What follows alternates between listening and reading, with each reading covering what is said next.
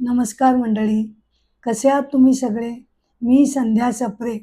यूट्यूबवरील अमृताचे डोळे या माझ्या आध्यात्मिक चॅनलमध्ये मी तुम्हा सगळ्यांचं मनापासून स्वागत करते. आपण निष्काम कर्मयोग बघत आहोत. निष्काम कर्मयोग भाग 3 मी आत्ता चालू करते. एपिसोडला सुरुवात करण्यापूर्वी मंगलाचरण म्हणून मी सुरुवात करते. श्रीमन् महागणाधिपतये नमः. वक्रतुंड महाकाय सूर्यकोटि समप्रभ निर्विघ्नं कुरु मे देव सर्वकार्येषु सर्वदा. नमो देवे महादेवे शिवाये सततं नमः.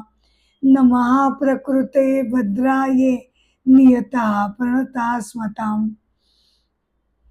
कृष्णाय वासुदेवाय हरये परमात्मने प्रणतक्लेशनाशाय गोविंदाय नमो नमः. समचरण सरोजं सांद्रनीनांबुदाभं जगन्विहित पाणिं मंडनं मंडनानां.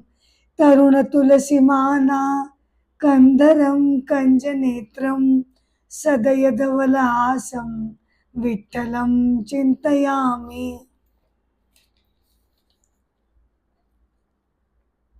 निष्काम कर्मयोग एपिसोड 3. निष्काम कर्मरूपी यज्ञ वेदकालीन राजा अश्वपती यानंही प्रज्वलित करून राज्य अगदी व्यवस्थित सांभाळलंच, पण त्याचबरोबरीनं त्याला प्रत्यक्ष ईश्वराची अनुभूती किंवा आत्मसाक्षात्कार झाल्यानंतर सुद्धा त्यानं आपली राज्याबद्दलची कर्तव्य, संसारातील कर्तव्य यांचा त्यानं त्याग केला नाही आणि अत्यंत जबाबदारीनं, कर्तव्य दक्षतेनं त्यानं सगळा राज्यकारभार सांभाळला.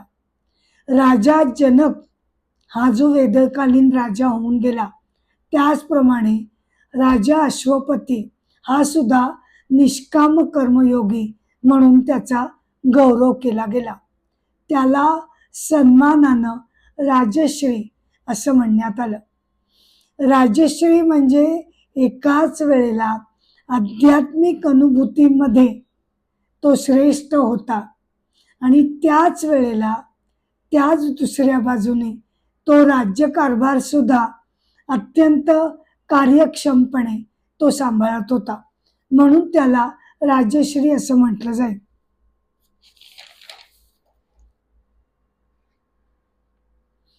अशा या निष्काम कर्मयोगाचं पालन करून मनुष्याला मोक्ष सिद्धी निश्चितपणे प्राप्त होते असा दाखला भगवंतांनी, म्हणजे खुद्द भगवंतांनीच भगवद्गीता अध्याय 5.2 मध्ये त्यांनी आपल्याला स्पष्टपणे याची खात्री दिलेली आहे. मोक्ष तर मिळतोच, पण त्यापुढे जाऊन ते असं म्हणतात की कर्मसन्यास घेण्यापेक्षा, बर का, कर्मसन्यासानेही मोक्ष मिळतो, म्हणजे संन्यासाने सुद्धा मोक्ष प्राप्ती होते आणि कर्मयोगाने सुद्धा होते. या दोन मार्गांमध्ये कर्मसन्यासापेक्षा सुद्धा मला कर्मयोगाची श्रेष्ठता जास्त वाटते असं भगवंतांनीच स्पष्टपणे निष्काम कर्मयोगाचं कौतुक केलेलं आहे. म्हणजेच काय स्पष्ट होतं की हा निष्काम कर्मयोग हा स्वतंत्र वेगळा मार्ग आहे. तो संन्यास मार्गाचा उपमार्ग नाही. संन्यास मार्गाप्रमाणेच तो दुसरा स्वयंभू स्वतंत्र मार्ग आहे. तो संन्यास मार्गाचा उपमार्ग नाही. चित्तशुद्धी करता केवळ नाही, तर त्या मार्गानं सुद्धा मनुष्याला मोक्ष प्राप्ती मिळते. आत्मज्ञान प्राप्तीनंतर सुद्धा मनुष्यानं आपली कर्तव्य कर्म केलीच पाहिजे, यावर भगवद्गीतेनं जास्त भर दिलेला आहे. यावरून एक छोटी कथा मी तुम्हाला सांगू इच्छिते.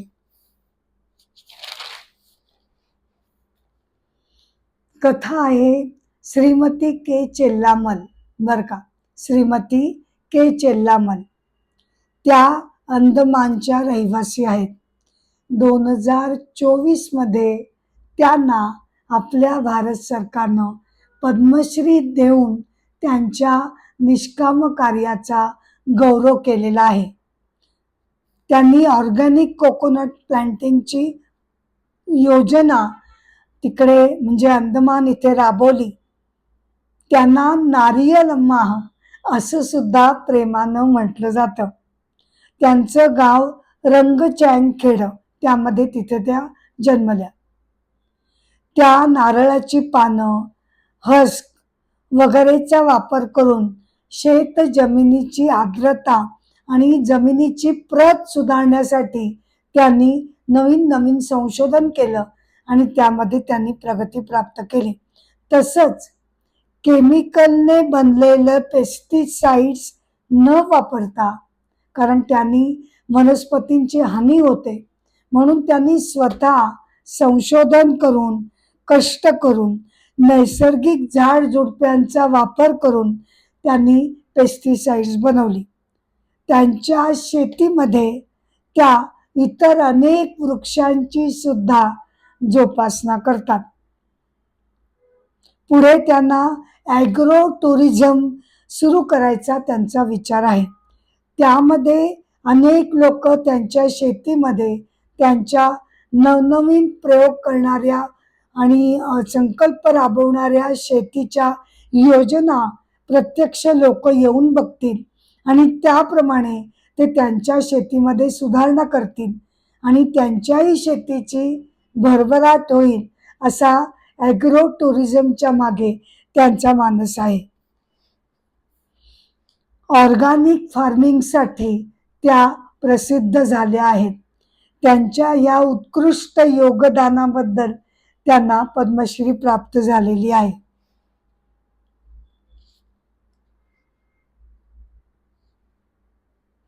निष्काम कर्मयोगी स्वतः त्याच्या वैयक्तिक आयुष्यामध्ये कसा असतो, तर तो अंतर्तृप्त समाधानी असतो.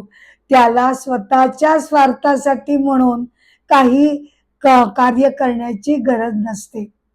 पण म्हणूनच भगवान असं म्हणतात की तुला स्वतःसाठी जरी नको असलं तरी ठीक आहे, स्वतःसाठी नकोय म्हणूनच तू आता इतर लोकांच्या कल्याणासाठी तू कर्म करायला हवंस, असं भगवंत आपल्याला समजावून सांगतात. गीता अध्याय 3 श्लोक 20 मध्ये निष्काम कर्मयोग केल्यानं मनुष्याला मोक्षसिद्धी मिळते, असं ठामपणानं भगवंतांनी सांगितलेलं आहे. आणि त्यामध्येच लोक कल्याणाचं सूत्र आपल्या मनावर भगवंतांनी बिंबवलेलं आहे. वेदकालीन प्रसिद्ध राजा जनक, बर का, वेदकालीन प्रसिद्ध राजा जनक हा सुद्धा निष्काम कर्मयोगी म्हणून अत्यंत चांगल्या प्रकारे त्याचं कौतुक केलं गेलेलं आहे.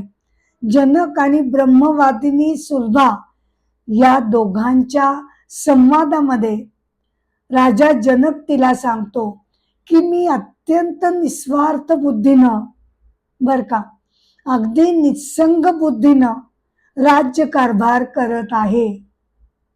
हो, माझा एक हात कोणी चंदनानं माखला आणि दुसरा हात कोणी कापून काढला तरी सुद्धा मला दोघांच्या प्रती वाटणारं सुखदुःख हे सारखंच आहे. आणि त्यानंतर तो सुलभाला सांगतो की हा मोक्षप्राप्तीचा हा निष्काम कर्मयोग मला महात्मा पंचाशखने समजावून सांगितलेला होता, बर का. महात्मा पंचाशखने, महर्षी पंचाशखने राजा जनकाला हा मार्ग सांगितलेला होता. ते पंचाशख त्याला असे म्हणाले की आसक्ती किंवा फलाशा न ठेवता जो मनुष्य कार्य करतो त्याला मोक्ष प्राप्ती नक्कीच होते.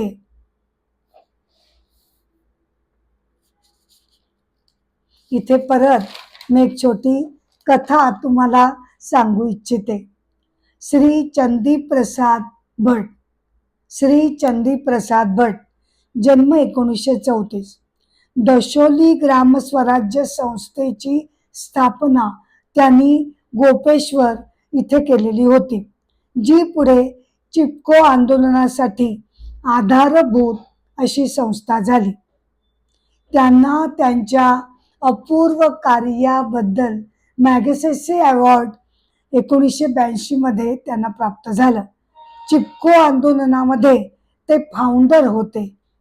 त्यांना पद्मभूषण 2005 मध्ये आपल्या भारत सरकारनं त्यांना प्रदान केलं. वडिलांचं नाव गंगाराम भट, आई महेशी देवी. ते प्रमुख पर्यावरणवादी म्हणून आपल्या देशामध्ये ओळखले जातात. जयप्रकाश नारायण यांच्या व्याख्यानानं ते प्रभावित झाले आणि सर्वोदय चळवळीमध्ये ते सामील झाले. मग त्यानंतर गोपेश्वर येथे त्यांनी तिथल्या स्थानिक शेतकऱ्यांसाठी अनेक विकसनाची कार्य केली.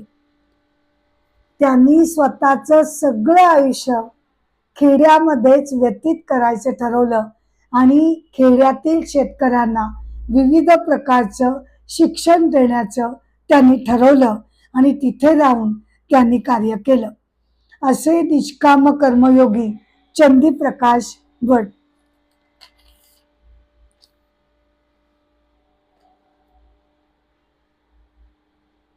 ईशावास्य उपनिषद यामध्ये मंत्र दुसरा जो आहे तो काय सांगतो हे आपण बघूया. मंत्र दुसरा असं म्हणतो की मनुष्यानं आपापली योग्य कर्तव्य निष्ठेनं करत राहून, मनुष्यानं आपापली योग्य कर्तव्य निष्ठेने करत राहून 100 वर्ष आयुष्य जगण्याची आशा मनामध्ये धरावी. किती होपफुल आणि पॉझिटिव्ह स्टेटमेंट आहे. मनाला बळ देणारं, उभारी देणारा हा मंत्र आहे. मनुष्यानं 100 वर्ष जगण्याची अपेक्षा मनामध्ये ठेवावी. हेच त्याचं प्राप्त कर्तव्य आहे, दुसरा मार्ग नाही. निष्काम वृत्तीने जो कर्म करतो त्याला कर्माचा लेप लागत नाही.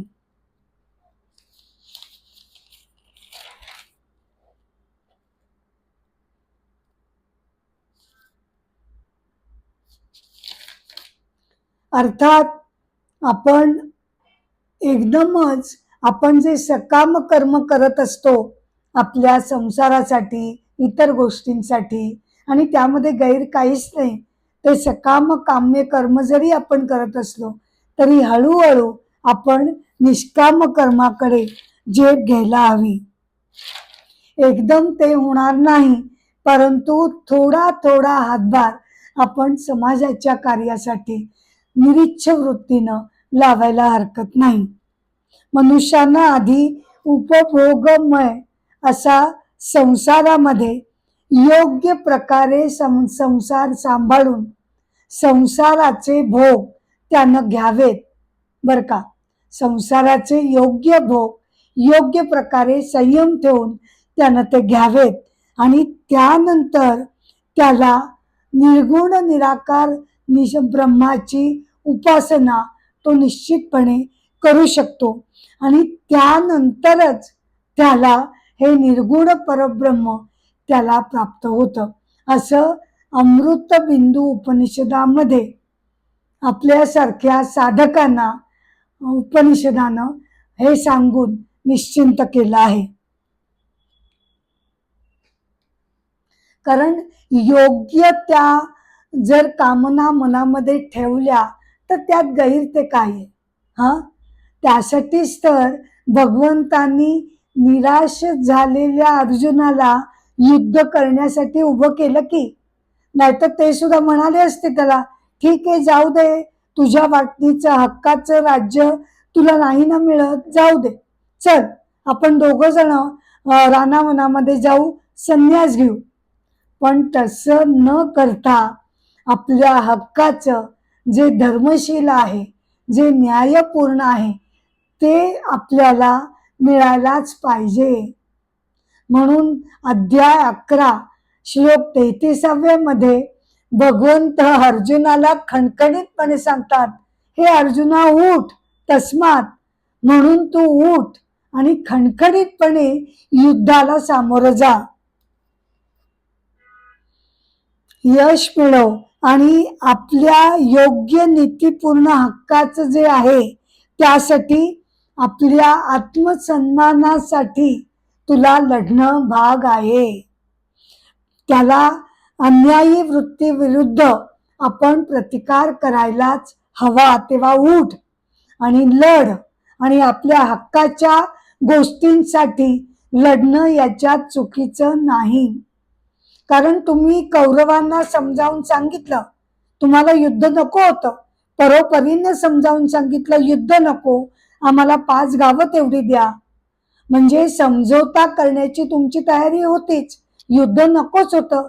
पण तरी सुद्धा जर हट्टानं समोरचा पक्ष ऐकूनच घेत नसेल तर मात्र त्या अन्यायापुढे आपण मान तुकवणं योग्य नाही. अन्यायापुढे शरणागती पत्करायची नाही असं भगवान जणू आपल्याला संदेश देत आहेत.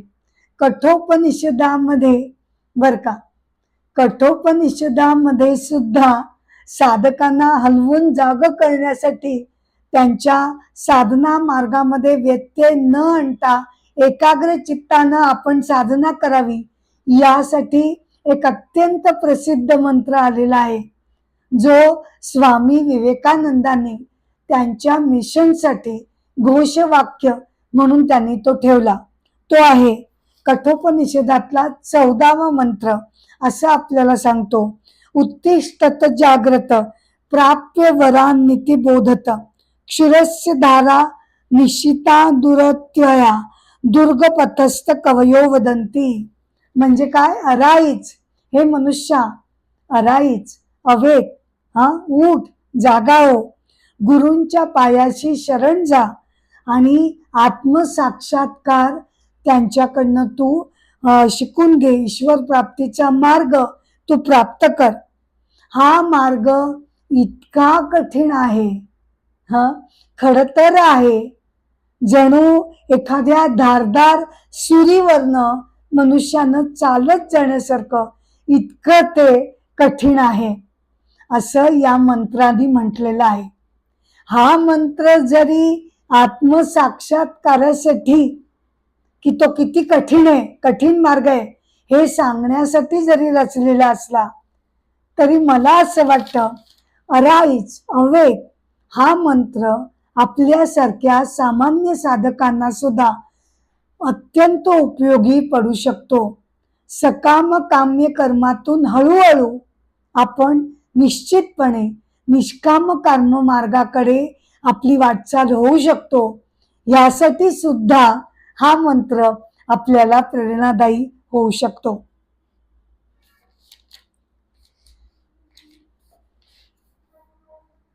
आता एक पुराण कथा मी तुम्हाला सांगते बर का. एक पुराण कथा.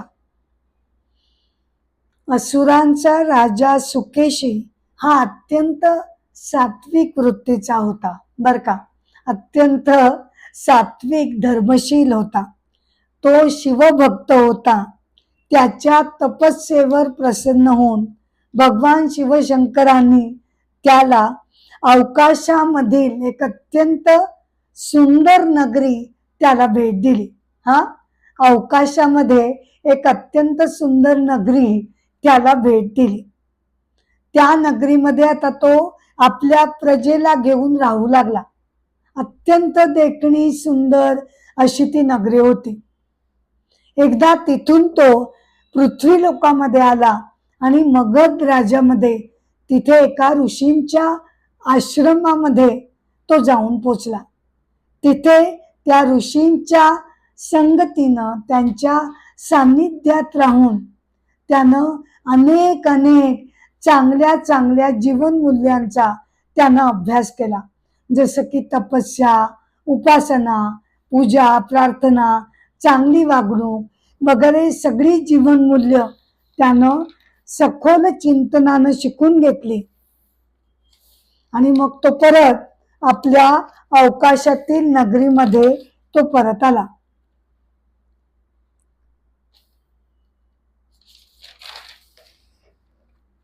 मग त्यानं आपल्या प्रजेला सुद्धा ही सगळी जीवनमूल्य प्रत्यक्ष जीवनामध्ये वापरायला त्यांनी सूचना केली. आणि त्याप्रमाणे असुरांनी त्यांचा दुष्ट कपटी स्वभाव सोडून दिला आणि सगळेच्या सगळेजण अतिशय चांगल्या पद्धतीनं सौजन्यानं वागू लागले. आणि मग काय विचारता, त्यांच्या अत्यंत चांगल्या सुसंस्कृत वागणुकीचा जणू प्रकाशच त्या अख्ख्या नगरीमध्ये पसरला आणि नगरी एका दिव्य तेजानं झगमगू लागली. कोणता हा दिव्य प्रकाश होता? तर असुरांच्या बदललेल्या चांगल्या सत्कर्म करणाऱ्या सत्शील प्रवृत्तींचा तो जणू दीपप्रकाश होता. तो अवकाशामध्ये इतका तेजस्वी बनला, ती नगरी इतकी चमकू लागली की प्रत्यक्ष सूर्याचं तेज त्याच्या पुढे कमी कमी कमी व्हायला लागलं. सूर्याला अतिशय राग आला की हे काय, आतापर्यंत माझ्या तेजापुढे कोणी कोणी उभं सुद्धा राहू शकत नव्हतं, आणि आता हे काय, एका असुरांची राजधानी चमकते आणि मी त्यांच्या पुढे निष्प्रभ ठरतोय. त्याला इतका काही राग आला की त्या क्रोधामुळे तो थरथरू लागला आणि जणू काही तो आता हळूहळू खाली खाली पडू लागला. आता जणू काही तो पृथ्वी लोकामध्येच पडणार अशी भीती निर्माण झाली. अरे बापरे, सूर्य गोल जर पृथ्वीवर पडला तर कसं काय होणार? अख्खं जगत, अख्खं अवकाश अंधारमय भरून जाईल. त्यामुळे सगळ्या देवांनी भगवान शिवशंकरांना प्रार्थना केली की अहो जरा आवरा त्या सूर्याला, त्याचा क्रोध त्याला अनवर झालाय, त्याला वरती उचला. भगवान शिवशंकरांनी सूर्याकडे फक्त एकाच तेजस्वी नजरेनं बघितलं. आता ते तर साक्षात परमेश्वर, त्यांनी तसं रागाने बघितल्यानंतर सूर्याला आपली चूक कळली. तो मनामध्ये खजील झाला आणि तो म्हणू लागला की प्रत्यक्ष परमेश्वराची इच्छा होती, त्यांनी त्या असुरांना ती नगरी वसवून दिली. परमेश्वराचं तेज त्याच्यामध्ये अंतर्भूत आहे. कारण त्यांच्या इच्छेने असुरांना ही नगरी अवकाशात मिळाली. आता परमेश्वराच्या इच्छेपुढे माझ्यासारख्याच काय चालणार? मी तर अगदी यत्किंचित आहे याची त्याला जाणीव झाली आणि तो अतिशय मनातून शरमला आणि भगवान शिवशंकरांनी त्याला त्याचं गर्वहरण करून त्याला परत अवकाशामध्ये स्थापित केलं. आता अजूनही सूर्य तिथे वरती चमकत आहे.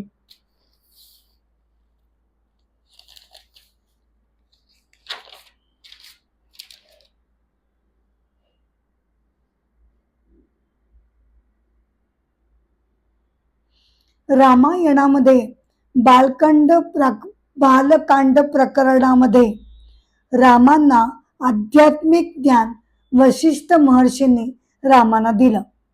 त्यालाच योग वशिष्ठ ग्रंथ असं म्हटलं जातं बरं का. म्हणजे रामायण जे आहे त्याच्यामध्ये श्री रामचंद्रांच्या लीला त्यांचं आयुष्य वर्णन केलेलं आहे बर का. आणि योग वसिष्ठ ग्रंथामध्ये महर्षी वसिष्ठांनी श्री रामचंद्रांना जो आध्यात्मिक उपदेश केला त्यांच्या आध्यात्मिक अनुभूतीचं वर्णन योग वसिष्ठ ग्रंथामध्ये आलेलं आहे. म्हणून त्याला महारामायण किंवा आर्ष रामायण असं सुद्धा या ग्रंथाला म्हटलं जातं.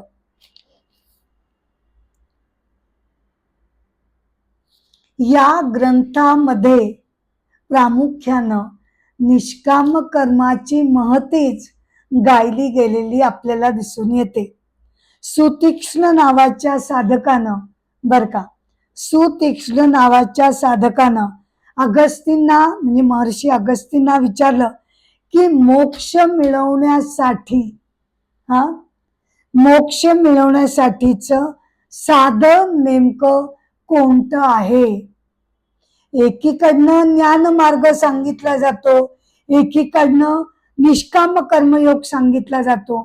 तर या दोघांपैकी कोणता मार्ग आपण आचरायला हवा, नक्की कोणतं साधन म्हणून वापरायला लागेल. तेव्हा महर्षींनी फार सुंदर प्रकारे त्याला उत्तर दिलेलं आहे. ते म्हणाले, ज्याप्रमाणे पक्षी आपल्या दोन पंखांच्या साहाय्यानं ज्याप्रमाणे पक्षी आपल्या दोन पंखांच्या साहाय्यानं उड्डाण करतो, त्याचप्रमाणे एका बाजूनी ज्ञान आणि दुसऱ्या बाजूनी कर्मयोगाचा पंख, दोन मार्ग, ज्ञान मार्ग आणि कर्म मार्ग यांचा दोघांचा मिश्र संयोग करूनच मोक्ष प्राप्ती मिळू शकते.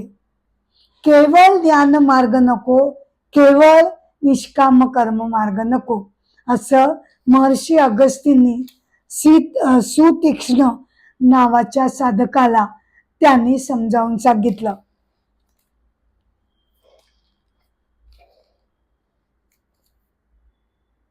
निष्काम कर्मयोग एपिसोड 3 याची सांगता मी एका कथेनं करत आहे. संत श्रेष्ठ नामदेव बर का, संत श्रेष्ठ नामदेव, जन्म 1270, मृत्यू 1350. वारकरी संप्रदायातील एक अत्यंत श्रेष्ठ संत. कीर्तनाच्या माध्यमातून त्यांनी वारकरी पंथ पार पंजाब पर्यंत नेलेला होता.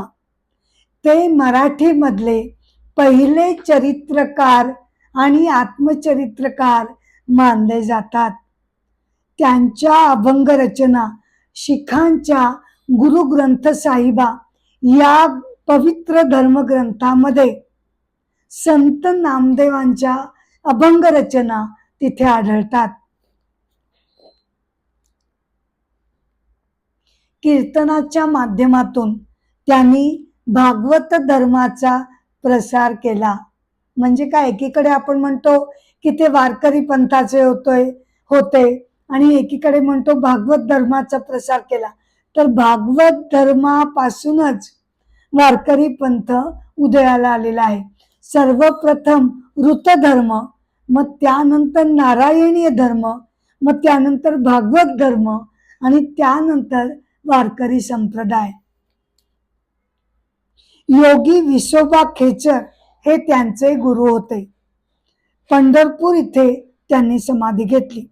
वडिलांचं नाव दामा शेट्टी, आई गोणाई. ते अत्यंत अभ्यासू होते.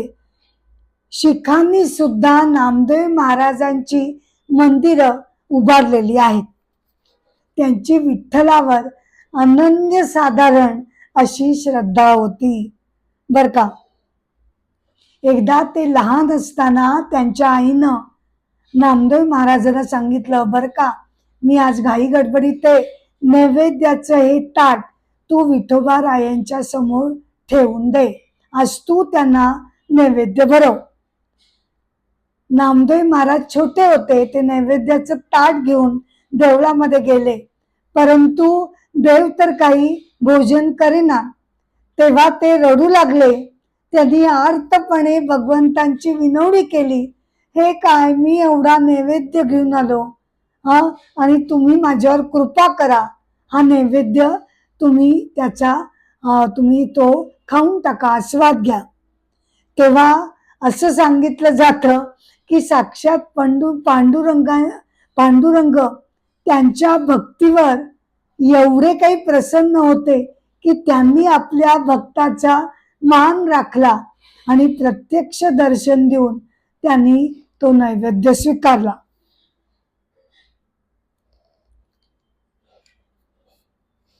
असे हे संत श्रेष्ठ नामदेव कीर्तन प्रवचनाच्या माध्यमातून त्यांनी समाजामध्ये लोकजागृतीचं अपूर्व कार्य केलं.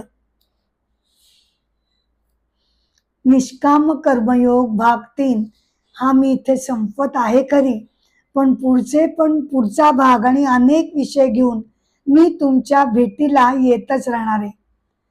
कार्यक्रमाची सांगता करण्यापूर्वी मी तुम्हाला नम्रपणे विनंती करते की कृपया अमृताचे डोई या माझ्या चॅनलला तुम्ही शेअर करावं, लाईक करावं, सबस्क्राईब करावं, ही माझी नम्र विनंती आहे. कार्यक्रमाची सांगता मी गजरानं करत आहे. जय जय राम, राम कृष्ण हरी. जय जय राम, राम कृष्ण हरी. राजा राम कृष्ण हरी, राजा राम कृष्ण हरी हरी. जय जय राम, राम कृष्ण हरी हरी. नमस्कार.